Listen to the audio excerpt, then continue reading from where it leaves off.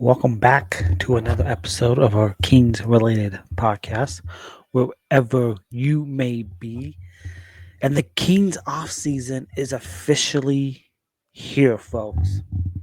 After a sad and fitting way that playing game last night kind of went, it's a microcosm of the Kings season this year. And just think about it. 2 years ago, the Sacramento Kings, they were the number three team in the Western Conference. 48 wins. You snapped your playoff drought. You had the coach of the year. Not coach is fired. You had the executive of the year. He's now gone. You had the clutch player of the year. You traded him here during this past season. And now you have more questions than answers on this team.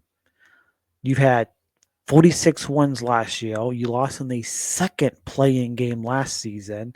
And this season, a disappointing, underachieving Sacramento Kings team that was not very good this year. You ended up 40-42, losing in the first playing game last night. And now your offseason begins. You have a new GM who earlier today it was announced that the Kings are finalizing a deal with Scott Perry to be the new GM of the Kings. And Scott Perry, who was here for 3 months, as I think it was Vladdy's advisor or assistant back in 2017 before he was hired away from the New York Knicks. And I like Scott Perry from his days in the Seattle, Oklahoma City front office. Helped shape that that Thunder team by drafting Kevin Durant, Russell Westbrook, James Harden. He also traded Porzingis from New York to Dallas. He was part of that front office that helped bring the 2004 NBA title to the Detroit Pistons.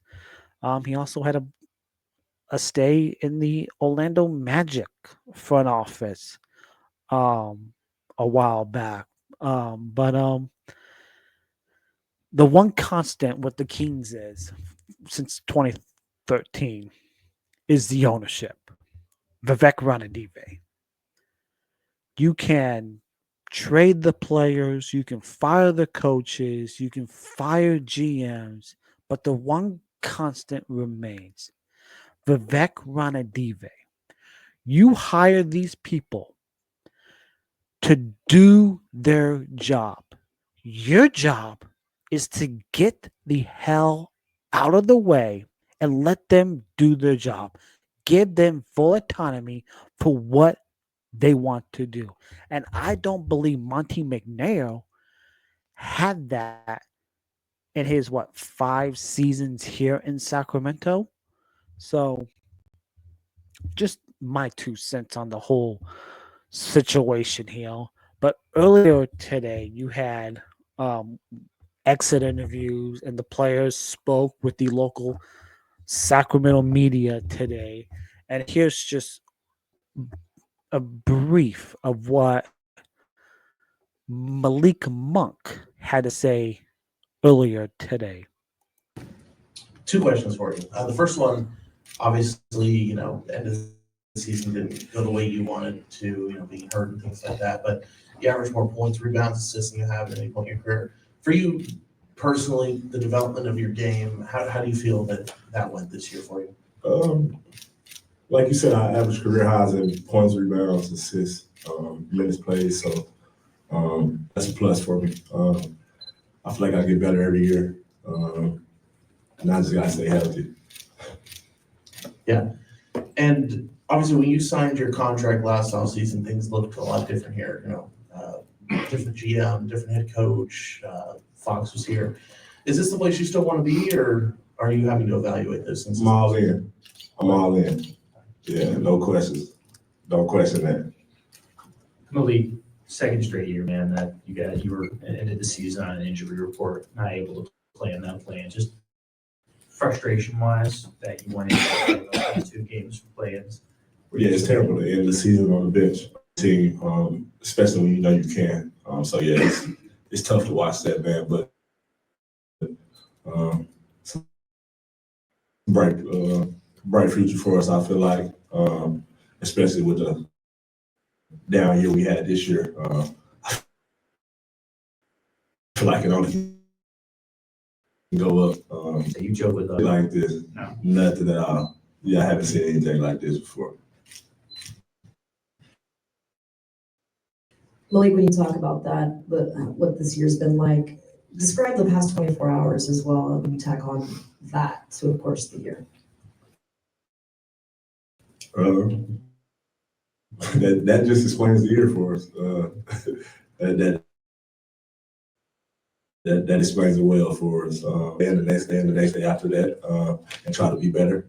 And I feel like that's what we're gonna do. You mentioned feeling like there's a bright future with this team. Just from your perspective, where do you sort of see that? Better than this. Fair enough. Malik, a couple questions for you. The first one, I mean, taking me back to 2 years ago and being team one, what about that time do you think this organization or team needs to recap? That's a lot that played into the being team one. There was a lot of people hurt in the West. A lot of teams was hurt. We were new. They didn't know what we were doing. So I really can't pinpoint what we need to do. Obviously, it's weird more games. But yeah, I just feel like we gotta come out here with pride every night, especially in front of this home crowd. And I'm gonna do my best to preach that. And in addition to all the changes the organization went through, you yourself from 6-man to starting to point guard responsibilities. I mean, just walk me through all the changes to your game and your role that you had to go through. And do you think there is a ideal role for you out of those 3? That's a good question. 4. I went back to the bench when I came back to it. It had to be 4 different players this year.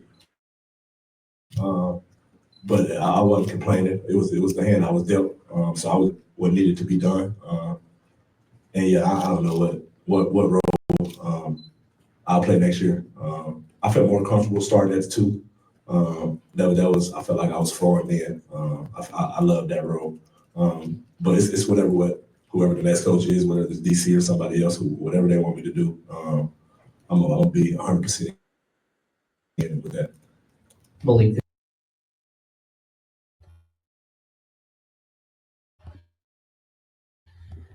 Just a couple of things there from Malik Monk that he's all in his time here this season with the Kings. He was first he was coming off the bench in that 6-man role. Then he was coming off, then he was inserted into that starting 2 guard position alongside his Kentucky teammate De'Aaron Fox. And then when point guard of this team, and that's not Malik Monk's primary role. Like Monk's a 2 guard. I think at best, when the Kings were at their best, was coming off that's off the Kings bench in that 6-man role. But we'll see. And then he was moved back to that starting 2 role, and then back to coming off the bench as the season winded down before he got injured with that calf injury on that last road trip there for the Sacramento Kings. So that I am going to show you is Zach LaVine and what he had to say at media day, not media day, I mean to the Sacramento media, um, and it was an up and down season for him. Like I thought he struggled when he first came over in that deal from Chicago, and then he had some nice spots. But I thought as the season winded down, I thought he's starting getting into a groove. I thought he was playing better, and going into last night's play-in, like he was on a heater. Zach LaVine was, and here's what Zach LaVine had to say earlier today um, with the Sacramento media. Zach, just would like to know your thoughts on the last 24 hours with Monty being let go and bringing in new GM. I know that's just pretty fresh on everyone's mind. Yeah, I mean, we've seen a lot of crazy stuff. Maybe I have been here for 11, going on 12 years, so it's the nature of the business. Things move really fast, and it's what we've grown accustomed to. But we appreciate everybody that has obviously been here and worked with us. Um, I've only been here for so long; it's been a lot of moving parts. So it's just just how the NBA is. Zach, you have only been here for 25, 30 games. What do you want to see this summer to solidify this team to make them a bona fide playoff contender and really kind of take the next step forward? Yeah, I think you need to find some consistency. Players, coaches, a firm direction of what we want to go into, and guys that want to really go out there and get it. I think that's the only way that you can do that. Zach, you talked yesterday, and kind of along similar lines, but you talked yesterday about how, any given game, the guy appreciate that. But is there anything in particular that you think could help this team with the core of guys you have, but any particular pieces you think could be beneficial? Yeah, I mean, obviously, roster construction isn't up to the player. See, they're making moves to do that. For me, whatever we go out there with is our job and my job to be prepared and be ready. I've never been somebody to go and be like, we gotta go get this guy or we need this. That's why they get paid their job, and that's why we get paid our money too. So we go out there and play.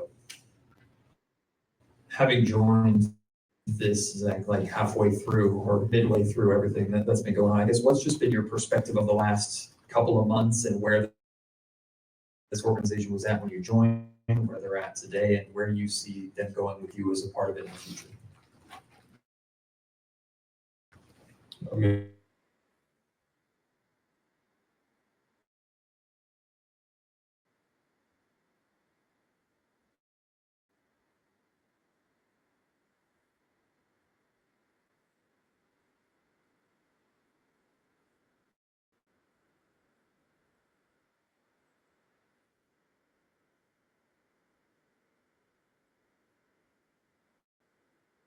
basketball is Sacramento fans are some of the best. And, we've seen, at least I've seen that since being here, and how devoted they are. And, as players, especially give them, what they deserve and the product that they deserve. So it's something I'm looking forward to and going into the off season, but it is, we want to go out there and compete and be ready. And building off of that, Zach, like how much time do you take now to kind of rinse and get rid of the season and relax and refresh, and then win for next season and your future years? Yeah, I mean, this season's been long for me. Just from trades to my kids. I haven't been able to see my kids in like 5 weeks, so it's just been long. I'll take some time. Obviously, the older you get, I think you appreciate the more time you take off and you start to let your body reset. I used to, right after the season, I'll get right back into it working now. So a father and a husband. When I get back to Newport, I know my wife will be happy with that. So, but the work, we got to go back and look, individually. I can talk about that is, what I did well and what I can improve on. I think I've done that each and every year. Is what you know who you are in the NBA, but there's certain things you get better at. So I think I improved on that a lot this last year. I had my most efficient year. 50 something from the field. I damn near led the league in 3-point percentage. So being able to come back off an injury like I did, where I only played 25 games, I worked last year and last summer. I can try and do those same things again. And those were just words from Zach LaVine,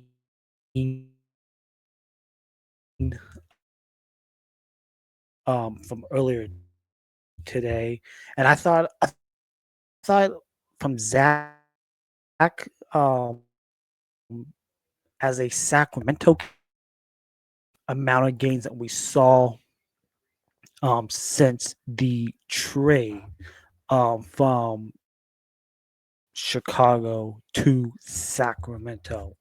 Domantas Sabonis, who absolutely picked the reason last night in that play-in game against the Dallas Mavericks. Here's what Domantas Sabonis had to say earlier today with the Sacramento media with in regards to his future in Sacramento with the Kings. If you could just describe the past 12 hours since the loss, what's been like with the departure of Monty and now the hiring of Scott. Yeah, it's been pretty crazy. I'm hearing news as the meetings go on. So yeah, I don't have much to say right now. Just trying to take it all in. Thomas, when you look at your future, it's been widely reported that you want to know some answers on where the direction goes within this organization. What factors are you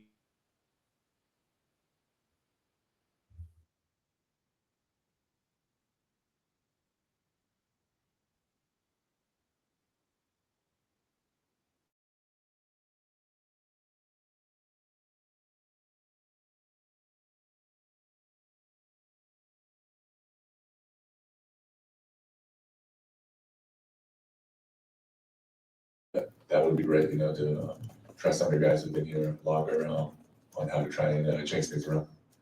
I guess along those lines, you just said you're kind of learning of the news as it's happening. Did anybody consult you at all, whether that be with the Monty decision or the hiring? No, nothing else.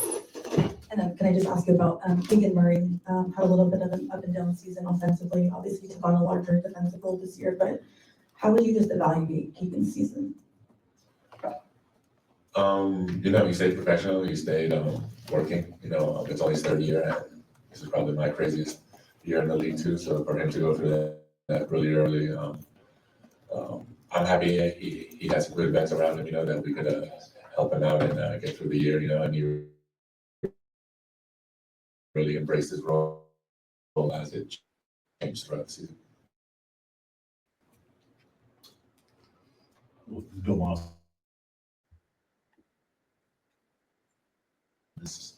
This season, which was having some really extreme circumstances.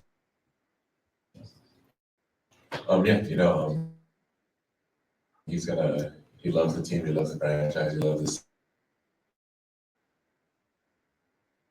And I feel like that's why we work so good. We were just together in the office talking. If he does get the job, what's going to happen this summer? Who am I going to work with and see what happens. Thomas, we didn't have a chance to ask you last night, just your thoughts. That was Domantas Sabonis from earlier today, speaking with the with the Sacramento media earlier Get Domantas Sabonis. He had an incredible year. This season, you had he had 61 double doubles this season. I don't think he was the same Sabonis that we saw earlier in the season. Towards the end of the year, I think he was. I thought Sabonis was banged up as this towards the end of the season. I know he had a hamstring injury. He had that ankle. I don't think he was quite the same Sabonis towards the end of the season. He was still he was still really good, but not to the levels that we're used of seeing from Sabonis on a night in, night out basic. But the Sacramento Kings, their off season is officially here, and like this is a team with they have more questions than answers, as I said earlier, and you have even holes on this roster for this off season and this summer to do. And as I said last night in my post game recap, this is a Kings team. You do not have a first round pick. You have $115 million committed to those three players in Sabonis, DeRozan, and LaVine. Um, and what do you do this summer? In my opinion, I don't think one or two of them will be on this team come this summer and the start of next season. Because if you look at the Western Conference, you got teams that it's not just the teams ahead of you that you got to worry about that are getting better. San Antonio, you get a full season with Victor Wembanyama and De'Aaron Fox on that team. And who knows if Greg Popovich with them and he's his past season. Hopefully all is well with him. But you got that team. You got a Portland Trailblazers team that played incredibly well. And they just locked up their Chauncey Billups with an extension. That team's going to be better next year. And I will go out on a limb and say that the Portland Trailblazers will be a play-in playoff team next season. So that's a team that Sacramento has. The Phoenix Suns had a horrible season this year. Nothing went right with that team. They fired Mike Budenholzer the day after the regular season ended. What's the future of Kevin Durant in Phoenix? You got Devin Booker. Like, what is the future of that Suns team? And that's a Suns team that was 49 wins a season ago. They lost, I think it was the first round of the playoffs last year to Minnesota.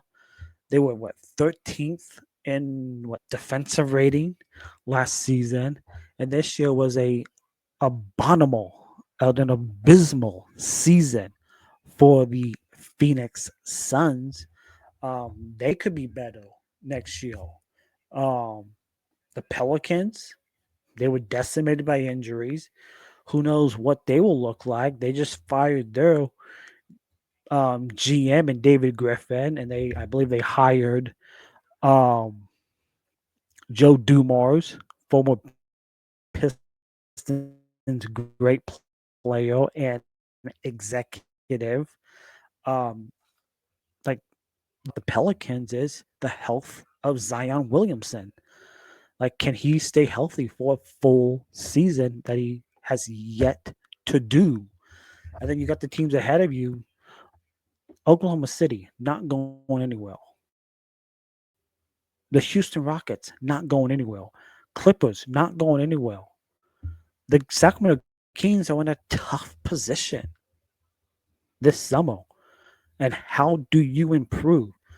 Because, quite frankly, this team, I think, I think majority of the Kings fan base, they want this Kings team to rebuild and go through a proper rebuild, like what we saw, what Cleveland, Oklahoma City, Houston, and you look at those teams now. They're three of the top teams in the league because they went through those proper rebuilds. So who knows what's next for this Kings franchise because it's still the instability is still there.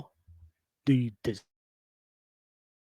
there, and that's not going to change unless the man on the top, Vivek Ranadive, learns from his mistakes, and he hasn't.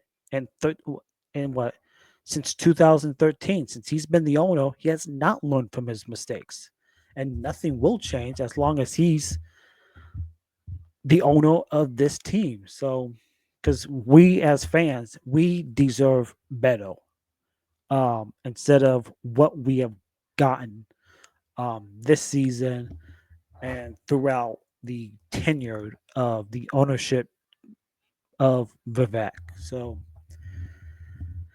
thanks for tuning in to this episode of our Kings related podcast. If you're watching on YouTube, thanks for tuning in.